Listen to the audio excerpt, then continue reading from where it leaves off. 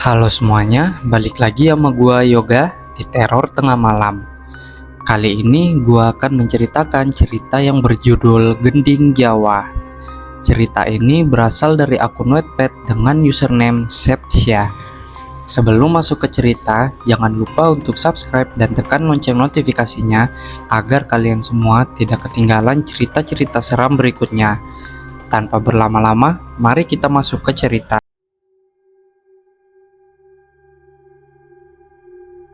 Ibuku adalah orang Jawa dan kami akan pergi ke kampung halamannya. Aku yang memang tidak pernah ikut dengannya, kali ini aku ikut berkunjung ke sana untuk pertama kalinya lagi di usiaku yang ke-17 tahun. Sebetulnya ini bukan kali pertamaku, namun dulu usiaku masih sangat kecil saat ikut dengannya. Jadi aku tidak ingat bagaimana keadaan di sana. Karena aku ingin menikmati perjalanan yang jarang sekali aku lakukan bersama keluargaku, aku pun meminta untuk pergi dan pulang dengan kendaraan pribadi agar jika ingin ke suatu tempat dapat ditempuh dengan mudah. Saat itu kami pergi pukul 8 malam. Kami sangat menikmati perjalanan dengan berbincang ringan sampai ibuku bertanya, "Gimana rasanya ikut opa dan oma?" Aku pun menjawab, "Menyenangkan. Aku sangat suka, tapi mereka terlalu menekanku untuk tidak keluar rumah sendirian." Ayahku pun ikut masuk dalam obrolan kami, yaitu karena kamu ceroboh. Aku pun hanya mencebik tanpa menjawabnya. Maksud dari pertanyaan ibu tentang opa oma itu adalah orang tua dari ayah. Yang akan dikunjungi sekarang adalah orang tua dari ibu. Sebutan mereka juga sama, opa dan oma. Saat usiaku 8 hingga 12 tahun, aku tinggal di Belanda bersama opa oma yaitu orang tua ayahku. Setelah itu ibu dan ayahku lah yang berbincang, sedangkan aku dan adikku terdiam menikmati perjalanan kami. Semuanya berjalan dengan lancar hingga kami tiba di sana pukul 4.30 dini hari. Setelah itu kami menuju rumah opah di sana dan kami disambut dengan hangat.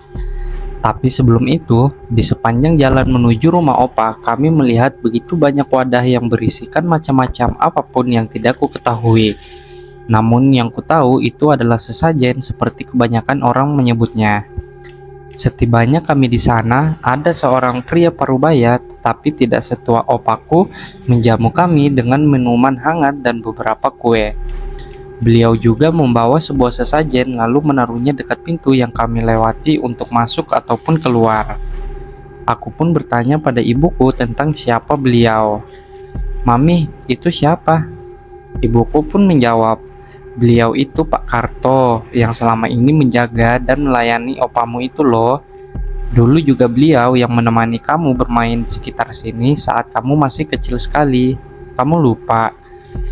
Aku hanya terbengong sampai ibuku tuh berkata lagi, "Yo wes, nggak apa-apa, tapi kamu harus tetap sopan ya, gimana pun juga beliau pernah menjaga kamu."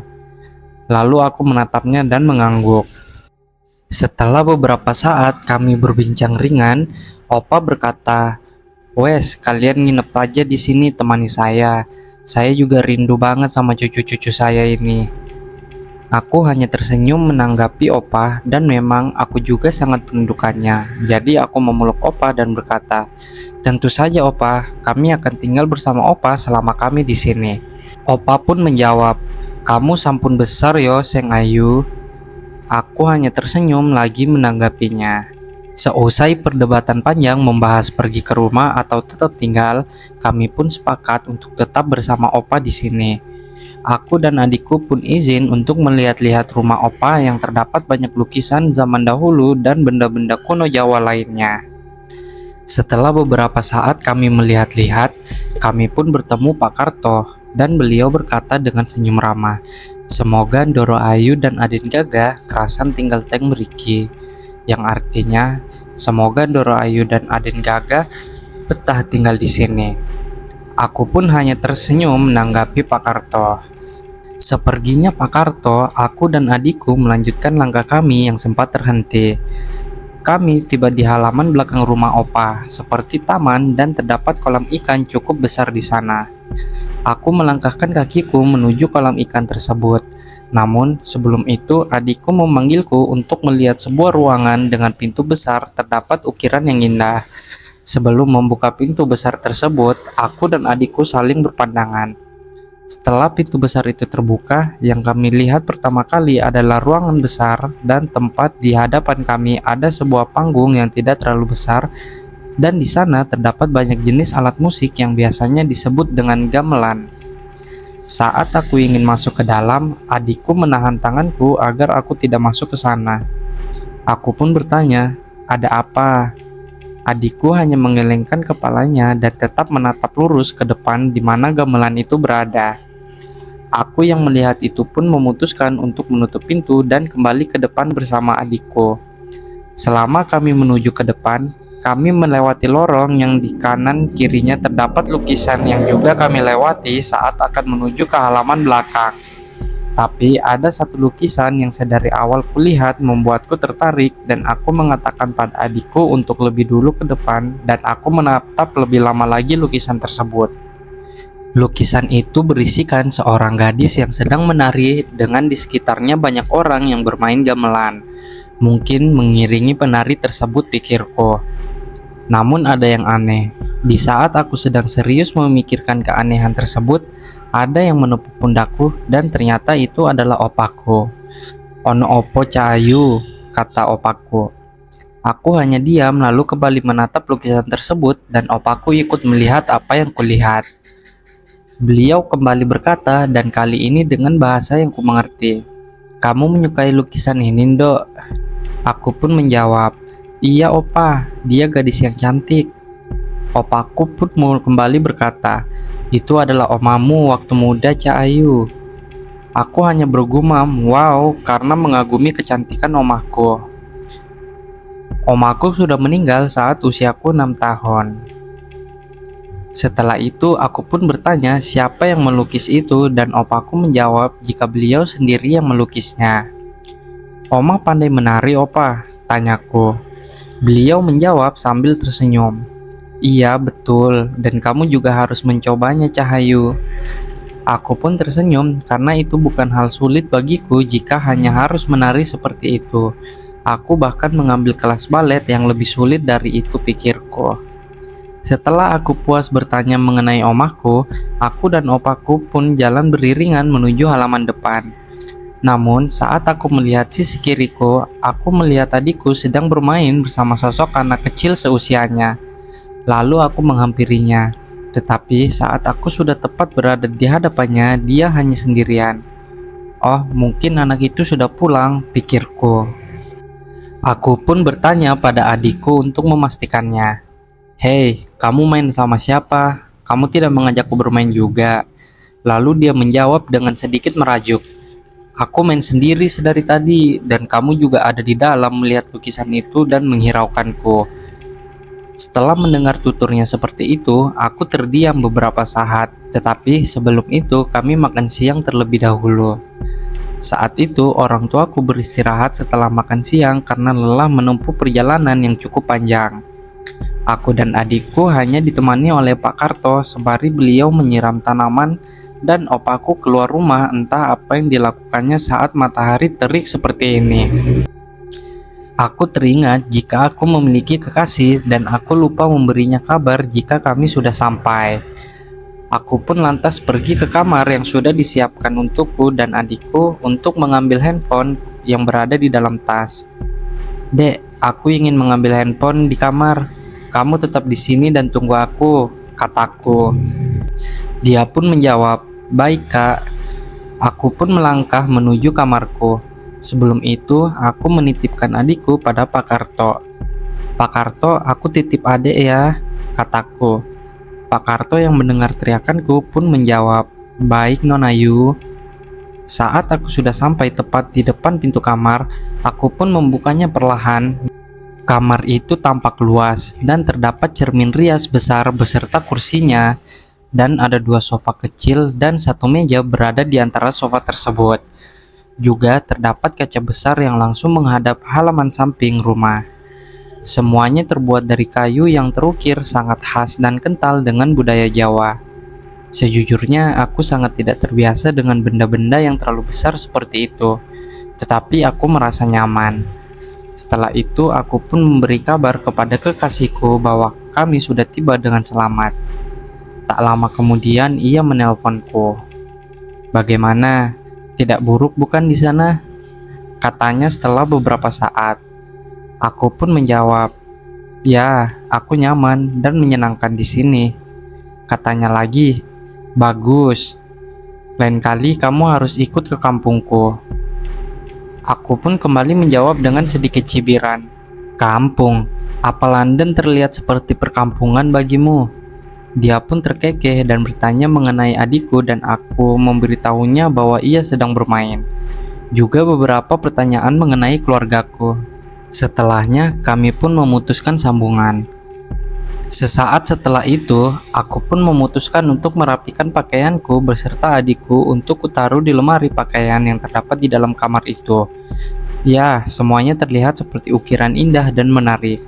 Tak ada hal yang aneh selain aku melihat anak kecil itu lagi sedang duduk memperhatikan adikku yang sedang bermain. Namun, aku tidak ambil pusing karena dimanapun kita akan selalu berdampingan dengan mereka yang gaib seperti itu. Asalkan kami tidak mengganggu, mereka pun sebaliknya. Hari menjelang sore dan kedua orang tuaku sudah segar dan terlihat duduk bersama opa dan adikku di teras rumah. Aku pun menghampiri mereka. Rupanya aku ketiduran setelah aku menelpon kekasihku sebelumnya. "Wes bangun Cahayu," opaku menyambut pertama. Aku hanya mengangguk sembari mengusap mataku yang masih terasa berat. "Mandi dulu sayang, habis itu kita siap-siap untuk makan malam," kata ibuku. Aku pun lantas kembali ke kamar untuk mengambil handuk dan beberapa peralatan mandiku.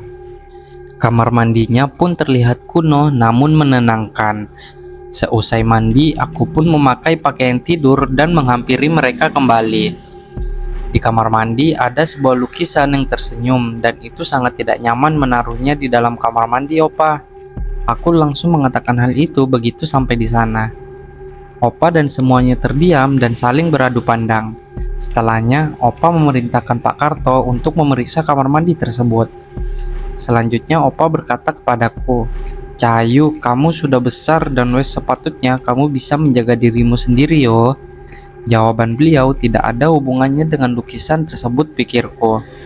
Setelah itu, Pak Karto kembali dengan mimik wajah menunjukkan sesuatu yang serius tengah terjadi. Tak lama, Opa meminta kami untuk masuk ke rumah karena waktu makan malam sebentar lagi tiba. Sebelumnya, Pak Karto membisikkan sesuatu kepada Opa dengan bahasa Jawa yang bisa kudengar namun tidak aku mengerti apa yang dimaksudkannya. Dan Opa menatapku beberapa saat setelahnya. Kami makan malam dengan hikmat. Pak Karto pun turut makan malam bersama kami. Setelah semuanya selesai, aku memutuskan untuk bertanya pada Opa mengenai beliau yang keluar rumah saat terik tadi. "Opa, tadi siang pergi kemana?" Lalu Opa pun menjawab, "Tadi ada warga yang meminta bantuan. Katanya anak mereka badannya panas seperti ada yang mengikuti." Aku hanya bergumam. Lalu ayahku bertanya, "Mereka masih percaya hal seperti itu, Pih?" Ibuku pun menjawab, "Mau zamannya berubah pun kepercayaan tetaplah kepercayaan yang tidak dapat diubah atau dimusnahkan." Opa pun tersenyum dan ayahku hanya mengangguk-ngangguk. Setelah berbincang hangat, kami pun ke kamar masing-masing untuk mengistirahatkan tubuh kami kembali. Sebelum itu, Opa berkata seraya mengecup pucuk kepalaku, "Cahayu, jikalau ada sesuatu yang membuat kamu tidak nyaman, beritahu saya ya, Ndok." Aku pun menjawab, "Baik, Opa, terima kasih." Beliau hanya tersenyum menanggapiku. Lalu ia memasuki kamarnya yang bersampingan dengan kamar orang tuaku. Aku dan adikku pun memutuskan untuk melihat bintang melalui kaca besar yang terdapat di kamar kami. Setelah beberapa saat, adikku berkata tanpa mengalihkan pandangannya dari bintang yang bertaburan di langit, "Kak, kamu tidak akan pergi kan?" Aku pun menatapnya dan berkata seraya mengelus pucuk kepalanya, "Aku tidak akan pergi kemanapun. Memangnya ada apa?" Kali ini ia menatapku dengan berkata bahwa ada perempuan yang mengatakan jika perempuan itu akan membawaku bersamanya. Aku terdiam cukup lama sampai terdengar ketukan pintu di kamar kami. Setelah aku membukanya, ternyata itu adalah ayahku yang menyuruh kami untuk lekas tidur. Karena besok pagi Opa ingin menunjukkan dan mengajari kami cara bermain gamelan. Kami pun hanya mengangguk sebagai jawabannya. Mentari pagi pun menyapa. Mungkin ibuku yang sudah membuka gorden untuk kami, pikirku. Aku pun bangun dan melihat adikku masih terlelap. Aku tidak langsung mandi. Aku terdiam lebih dahulu untuk mengumpulkan niat. Setelah itu, aku beranjak untuk mandi. Namun, sesaat kakiku menyentuh lantai, aku seperti menginjak sesuatu yang terasa lengket dan berlendir. Karena aku baru bangun, jadi aku tidak begitu jelas melihat itu apa. Aku pun memakai sendal dan memutuskan mandi terlebih dahulu, baru akulah memeriksa apa yang sudah aku injak sebelumnya. Selama aku mandi, aku memikirkan kemana perginya lukisan yang kulihat tempo hari. Mungkin sudah dilepas oleh Pak Karto, pikirku.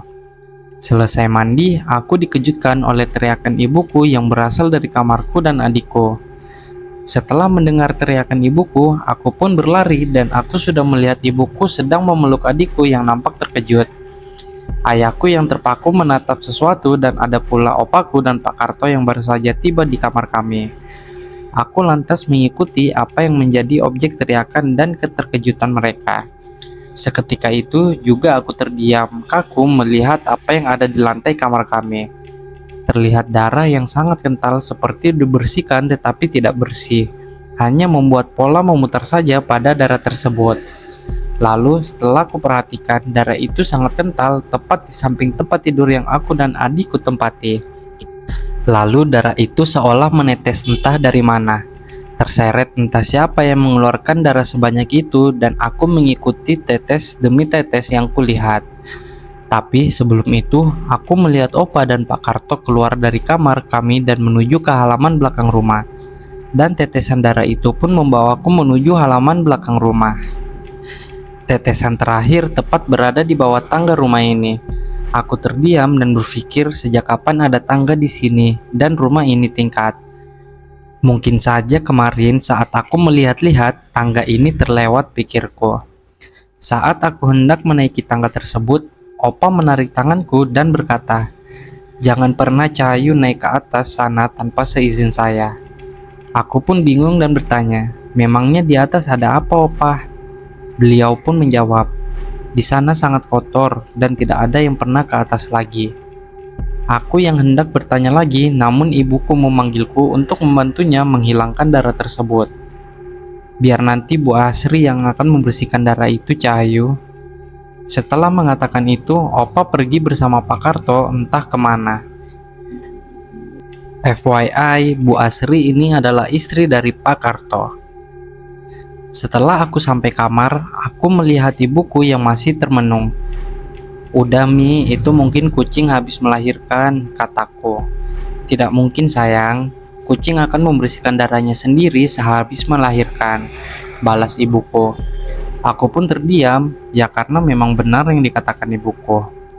Lalu setelah Bu Asri datang, kami pun memutuskan untuk membersihkan darah yang berada di kamar ini bersama.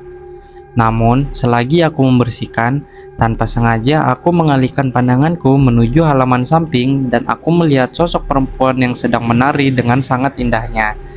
Tanpa sadar, aku mengikuti gerakannya dengan lancar seolah aku sudah terbiasa dengan itu.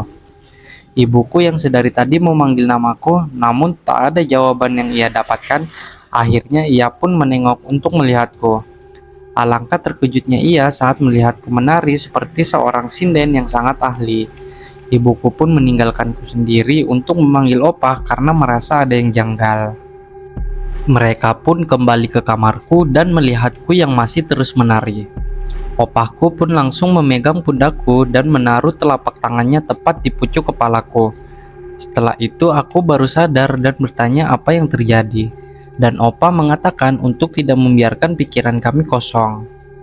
Aku yang tidak mengerti hanya mengangguk dan melanjutkan apa yang kukerjakan sebelumnya. Ibuku masih saja memperhatikanku dan itu membuatku bertanya-tanya. "Ada apa Mi, liatin aku terus?" Ibuku pun menjawab, "Nggak apa-apa, kalau kamu ngerasa ada yang buat kamu nggak nyaman, bilang ya sayang." Aku hanya tersenyum dan mengangguk mengiyakannya. Malam hari pun tiba. Setelah makan malam, kami pun istirahat seperti biasa. Namun, adikku mengatakan bahwa aku saat itu sangat aneh. Aku hanya terus saja menatapnya dengan tersenyum tanpa mengatakan apapun. Itu membuatnya sangat ketakutan hingga memilih meninggalkanku sendiri di kamar dan ia tidur dengan orang tuaku. Aku nggak tahu apa yang terjadi saat itu. Dan malam itu waktu terasa sangat lambat dan mencekam untukku. Aku mendengar suara gamelan seperti ada yang memainkannya.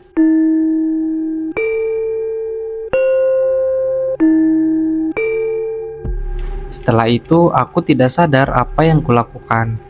Ternyata adikku mengintip lewat pintu yang tidak tertutup rapat. Ia berkata bahwa aku menari bersama sosok perempuan cantik dan ada sosok anak kecil seperti memainkan alat musik gamelan. Pagi harinya, Opa mengajak kami untuk melihat penampilan gamelan dari warga sekitar. Dan aku pun diminta untuk mencoba menari sinden dengan diiringi musik gamelan. Apa aku bisa? Apa terasa sulit? Gumamku sendiri. Adikku yang mendengar berkata, "Bukankah kamu semalam menari, Kak? Dan aku melihatmu juga sangat pandai menari bersama perempuan dan anak kecil yang mengiringi kalian," kata adikku tiba-tiba. Seketika semua orang di ruangan terdiam dan aku menatap adikku seolah bertanya apa yang kamu katakan. Dan adikku hanya mengendikkan bahunya. Sudah, ayo kita mulai saja." Opaku mencoba untuk mencairkan suasana kembali. Kami pun memulai semuanya dengan baik dan menyenangkan. Sampai tiba-tiba tarianku tidak terkontrol dan tatapanku sangat liar menatap semua orang. Setelah itu aku pun tertawa dan tetap menari dengan gemulai, sedangkan aura di sekitar ruangan itu sudah sangat mencekam. Musik gamelan pun diminta untuk berhenti oleh opaku, namun aku tetap menari bahkan tanpa alunan musik. Semua orang berusaha menjauh agar tidak terjadi sesuatu yang tidak mereka inginkan. Memang saat aku sekolah menengah pertama, aku sempat mengambil kursus tari tradisional karena ingin bisa dan mengenal. Itu pun tari payung, bukan tari sinden seperti itu. Seolah semua ada yang mengendalikannya. Sampai akhirnya Opa menyuruh salah satu pemuda yang berada di sana untuk mendampingi tarianku untuk mengalihkan perhatianku. Aku tidak tahu apa yang terjadi saat menari bersamanya. Hanya saja seperti sesuatu menyentuh kepala belakangku, lalu aku terduduk lemas dan mengeluarkan keringat dingin setelahnya. Aku melihat ibuku setengah berlari dan memberikanku air hangat yang sebelumnya sudah dibacakan oleh opaku. Setelah itu, aku menatap pemuda yang berada di hadapanku terlihat khawatir. Karena aku merasa pusing, akhirnya aku diantar oleh ibuku ke kamar dan setelah itu aku terlelap. Menjelang sore hari, aku pun terbangun dan mendapati sosok pemuda yang tadi pagi bersama ibuku sedang berbincang. Pemuda itu melihat ke arahku yang sudah bangun, langsung mengambil langkah mendekat diikuti oleh ibuku. Aku pun menatapnya bingung. Ibuku yang menyadari itu tersenyum dan berkata, "Ini sepupumu sayang, anaknya Om Gito, namanya Kenu." Kami pun berkenalan. Memalukan tidak mengenal saudara sendiri, pikirku. Setelah ibuku keluar untuk melihat adikku, Mas Kenu membuka percakapan lebih dulu. "Apa sudah merasa lebih baik?" katanya. "Tentu saja, sebelumnya sudah kuminta untuk menggunakan bahasa yang dapat kumengerti." Aku tersenyum dan mengangguk sebagai jawaban. "Kamu kelas berapa sekarang?" tanyanya lagi. "Kelas 2 SMA, Mas," jawabku. Lalu dia mengangguk. Masku ini memiliki kulit yang sedikit gelap. Memang karena dia tinggal di kampung dan dia juga suka berkuda, sedangkan cuaca yang memang panas tidak normal di sana juga faktornya. Walaupun ia tidak memiliki kulit yang putih, namun kulitnya tampak bersih dan terawat. Juga ia memiliki tubuh yang tegap, garis wajah yang tegas dan terkesan angkuh, namun ia orang yang sangat baik. Setelah perbincangan ringan itu, terlihat Opa masuk bersama Pak Karto yang menunggu di depan pintu kamarku. "Cahayu, kamu sudah merasa lebih baik?"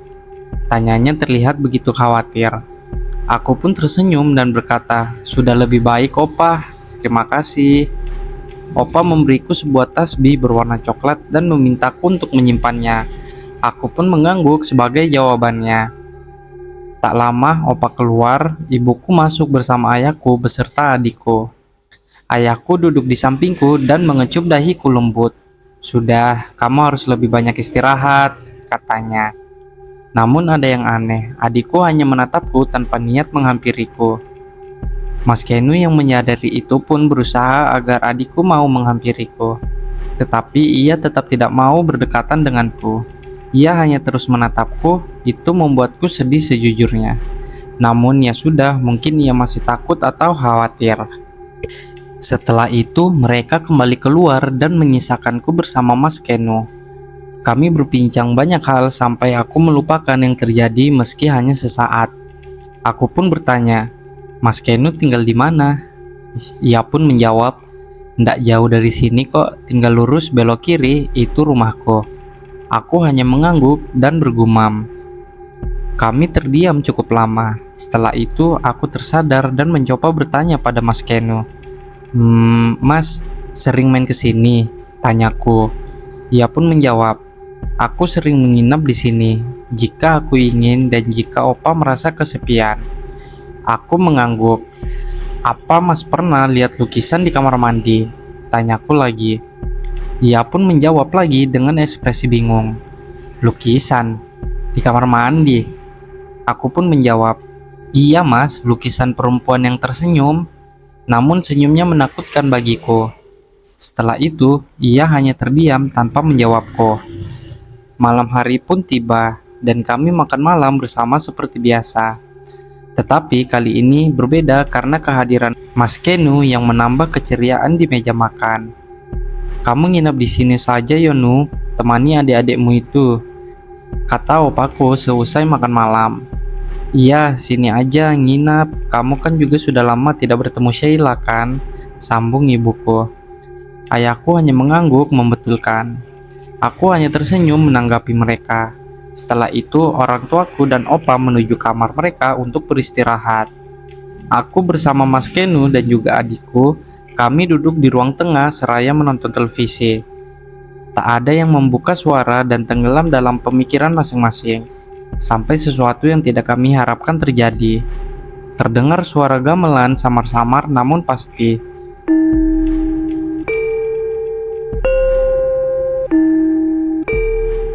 Aku lantas menatap Mas Kenu dan ternyata ia juga sedang menatapku. Seperti mengerti tatapannya, aku pun mengangguk sebagai jawaban bahwa aku juga mendengarnya. Aku yang melihat adikku sudah terlelap di karpet bulu yang berada di depan televisi pun langsung mengajak Mas Kenu untuk memeriksa suara tersebut. Namun sebelum itu, Mas Kenu meraih tengkukku dan membacakan sesuatu yang tidak aku ketahui. Setelah itu kami jalan berdampingan. Lebih tepatnya, ia menggenggam tanganku dan kami berjalan dengan perlahan menuju sumber suara. Saat kami mulai melangkah perlahan namun pasti, aku bertanya pada Mas Kenu, "Mas, apa cuman kita aja yang dengar? Kok tidak ada yang bangun ya?" Mas Kenu pun berhenti dan otomatis membuatku berhenti juga. Mungkin mereka juga mendengarnya, namun tidak ambil pusing. Jawabnya dan kami kembali melanjutkan langkah kami. Waktu seolah berjalan sangat lambat. Aku merasa angin kencang yang tiba-tiba melewati kami. "Sudah, jangan kosongkan pikiranmu itu. Pikirkan sesuatu yang membuat kamu senang," kata Mas Kenu saat ia menyadari bahwa aku terdiam kaku.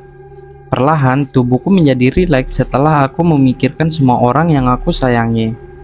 Saat kami hampir sampai ruangan yang pagi hari tadi diadakannya pertunjukan gamelan, tiba-tiba saja Mas Kenu menarikku kembali namun menuju ke kamar opa seraya bergumam, "Ada yang gak beres, biasanya gak seperti ini." Aku yang gak mengerti masuk ucapannya pun hanya diam dan mengikuti langkahnya. Tepat di depan pintu kamar opa, Mas Kenu mengetuknya hingga di ketukan ketiga opa membuka pintunya dan berkata, "Saya tahu Nu, jangan biarkan cucu-cucuku tidur sendiri malam ini ya Nu. Kamu cucuku yang paling besar, jaga mereka."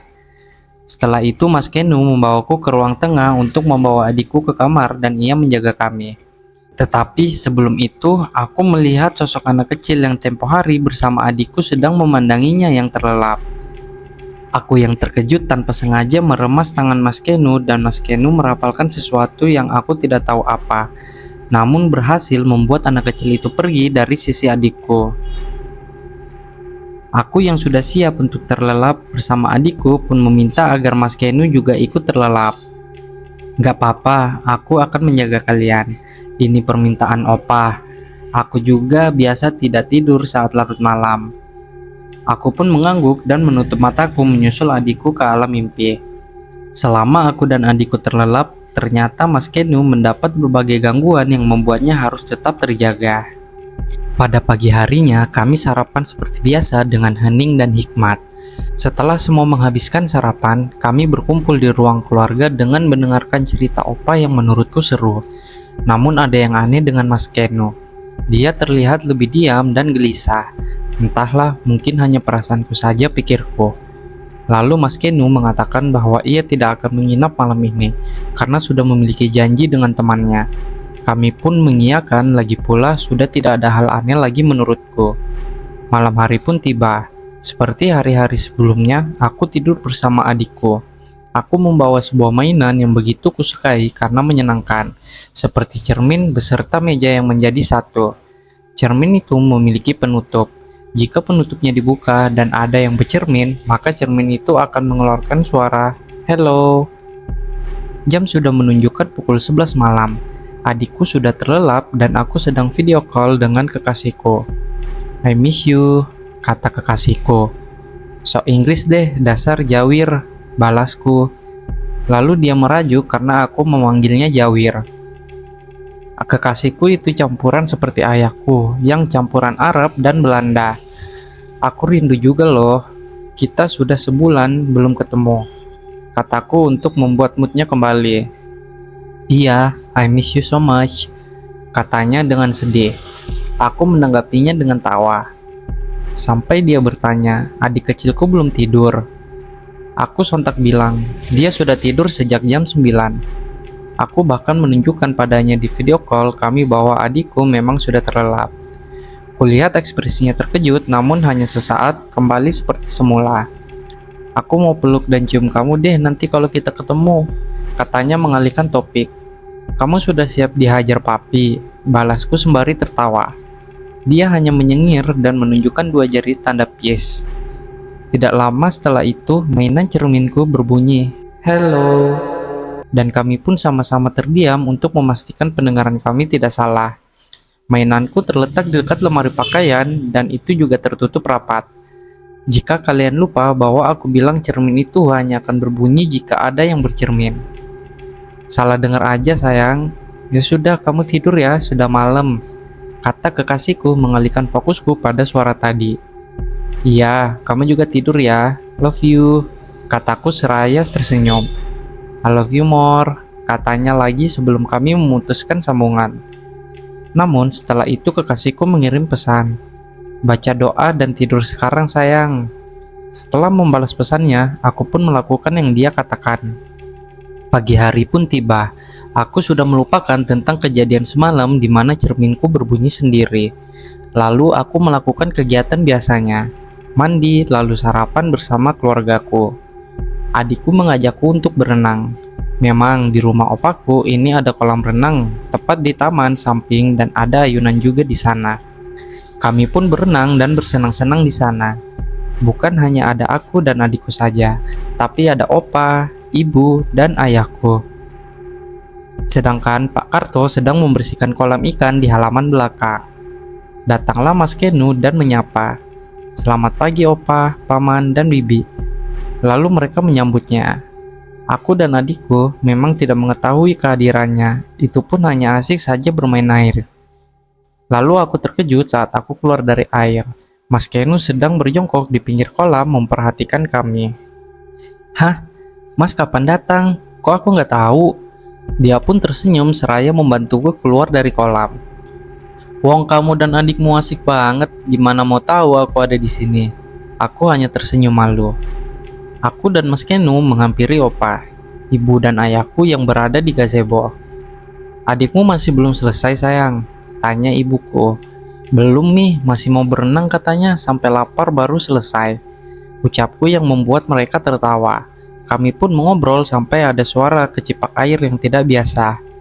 Mas Kenu berlari dan langsung menyebur kolam untuk menyelamatkan adikku yang ternyata hampir tenggelam. Adikku terlihat begitu terkejut, menangis, dan tubuhnya bergetar. Kami berpikir bahwa adikku itu mengalami kram kaki saat berenang. Namun, adikku masih tak kunjung tenang bahkan saat kami sudah dalam rumah. Ibuku memeluknya dan berkata, "Gak apa-apa sayang, udah baik-baik aja sekarang." Tapi adikku justru semakin menangis. Ayah pun membawaku keluar kamar dan diikuti oleh Opa dan Mas Keno. "Biarkan adikmu tenang dulu, dia hanya terkejut. Dia baik-baik aja, kamu gak usah khawatir," kata ayahku padaku seraya mengusap kepalaku. Opa dan Mas Keno larut dalam pikiran mereka masing-masing. Akhirnya adikku tertidur di kamar orang tua kami. Ayah dan Opa kembali menuju gazebo dan berbincang di sana. Sedangkan aku masih berada di ruang tamu bersama Mas Kenu memikirkan tentang semua ini. "Kenapa? Dia pasti baik-baik aja, kamu gak usah khawatir," ujar Mas Kenu kepadaku. "Kalau tadi aku tidak meninggalkannya sendiri, pasti nggak gini," kataku menyalahkan diriku sendiri. Mas Kenu pun menyentuh pundakku seraya menenangkanku dan tidak menyalahkan diri sendiri. Setelah itu aku memutuskan untuk masuk ke kamarku. Mas Kenu menyusul ayah dan opaku di gazebo. Aku membaringkan diriku di ranjang dan masih dengan perasaan bersalahku. Lalu handphoneku berdering tanda telepon masuk. Ternyata itu kekasihku. Kami melakukan video call dan di sana terlihat wajahnya yang rupawan membuatku sedikit terhibur. Dia tersenyum dan berkata, "Halo sayang, gimana kabar hari ini? Apa kamu gak rindu sama aku?" Aku tertawa menanggapi celotehannya. "Aku baik, menyebalkan, tapi aku tidak pandai berbohong. Aku merindukanmu," kataku. Lalu kami terdiam beberapa saat sampai dia bertanya, "Kenapa dengan ekspresi kamu? Apa ada yang mengganggu kamu sayang?" Aku lupa jika kekasihku ini sangatlah peka. Lalu aku memberitahunya tentang apa yang baru saja terjadi beberapa jam lalu. "Jangan menyalahkan diri kamu seperti itu. Kamu tahu, aku tidak pernah bisa melihat kamu seperti ini," katanya setelah aku menyalahkan diriku lagi atas apa yang menimpa adikku. "Aku akan ke sana," katanya lagi yang membuatku terkejut. Setelah itu kami memutuskan sambungan. Benar saja, berselang 1 jam tidak ada balasan darinya. Ibunya menelponku dan berkata jika kekasihku itu baru saja berangkat dengan mobilnya untuk menyusulku. Lalu ibunya mengatakan padaku untuk bersenang-senang. Ya, aku tenang bahwa beliau tidak perlu khawatir padaku untuk saat ini. Pada pukul 10 malam, kekasihku mengabari jika dia sudah sampai dan sekarang dia akan menginap di motel terdekat untuk malam ini dan besok akan pergi ke rumah opaku. Aku segera memberitahu ayah dan ibuku jika kekasihku akan datang kemari besok. Mereka terlihat senang mendengarnya. Ya, memang mereka mendukung hubungan kami karena kami tidak melewati batasan kami. Juga kekasihku memiliki usia 5 tahun di atasku. Malam ini aku tidur sendiri sebab adikku tidur di kamar orang tua kami. Hatiku masih gundah. Setelah beberapa saat akhirnya aku terlelap. Dalam keadaan setengah sadar, aku seperti melihat seseorang duduk di sofa yang terdapat di kamarku. Namun aku hanya melihat bagian belakangnya saja karena dia memunggungiku. Dia seorang wanita, mengenakan kebaya berwarna merah, memiliki tubuh yang tegap dengan sanggul di kepalanya. Pada pagi hari, aku terduduk di ranjang dan melihat arah sofa. Apa aku mimpi ya semalam? Tapi aku seperti pernah melihatnya, tanyaku pada diriku sendiri. Setelah itu, aku mandi dan keluar untuk menyapa keluargaku. Tapi siapa sangka bahwa aku akan melihat kekasihku yang sedang tertawa bersama mereka. Dan jangan lupakan adikku yang berada di pangkuannya. Keadaan adikku terlihat sudah lebih baik. Aku terlarut dalam pikiranku hingga tidak sadar bahwa kekasihku sudah berada di hadapanku. "Hei, apa yang kamu pikirkan sekeras itu?" tanyanya dengan raut khawatir. Aku yang terkejut pun segera tersenyum dan memeluknya. Kami pun sarapan bersama dengan tenang. Setelah itu, ibuku menyiram bunga ditemani Bu Asri, sedangkan opah, ayah, dan adikku berada di teras rumah dengan ayahku yang sedang mencuci mobil kami. Aku dan kekasihku mengobrol di ruang tamu. "Ada apa? Apa ada yang mengganggu pikiran kamu?" Tanyanya seraya menggenggam tanganku. Gak ada, hanya aja akhir-akhir ini aku merasa khawatir. Apa yang terjadi pada adikku itu ada hubungannya denganku. Dia terus menggenggam tanganku dan menatapku. Kamu gak sendirian, aku di sini. Jika ada yang mengganggu pikiran kamu, kamu bisa berbagi itu dengan aku.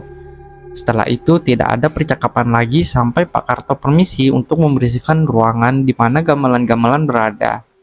Kekasihku mengajakku untuk ikut melihat apa yang Pak Karto lakukan agar aku kembali rileks.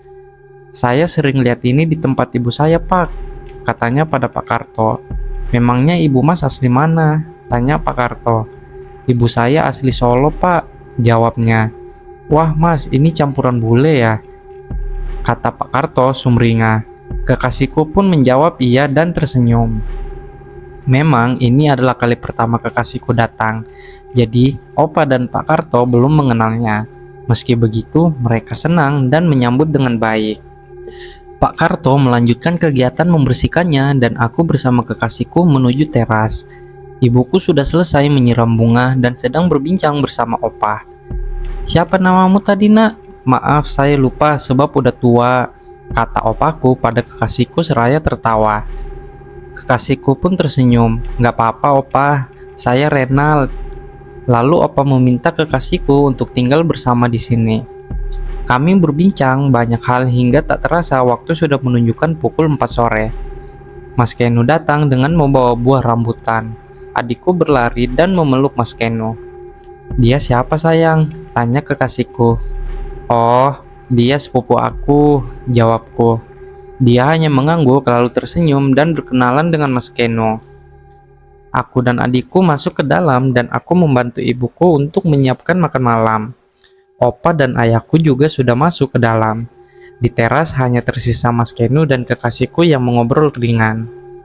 Asli mana Mas Renald? Tanya Mas Keno. Saya lahir di London, ayah saya asli sana dan ibu saya asli Solo, Mas. Jawab kekasihku. Oh, campuran toh. Pantas ya, jelas kelihatan, kata Mas Kenu lagi seraya tertawa ringan. Kekasihku hanya tersenyum menanggapinya. Mereka pun masuk ke dalam. Aku menghampiri kekasihku itu dan bertanya padanya apa akan menginap di sini atau tidak. Aku kembali ke motel lebih dulu untuk mengambil pakaianku. Opa memintaku untuk tinggal selama di sini sayang, jawabnya. Aku pun mengangguk. Mas Kenu memperhatikan interaksiku dengan kekasihku. Entahlah, dia terlihat tidak begitu riang seperti sebelumnya. Mungkin hanya perasaanku saja. Setelah makan malam, pukul 7 malam, kekasihku pun izin untuk kembali ke motel mengambil pakaiannya. Namun adikku meminta untuk ikut. Jadi mereka pergi berdua ke motel yang memang jaraknya tidak begitu jauh jika ditempuh menggunakan kendaraan.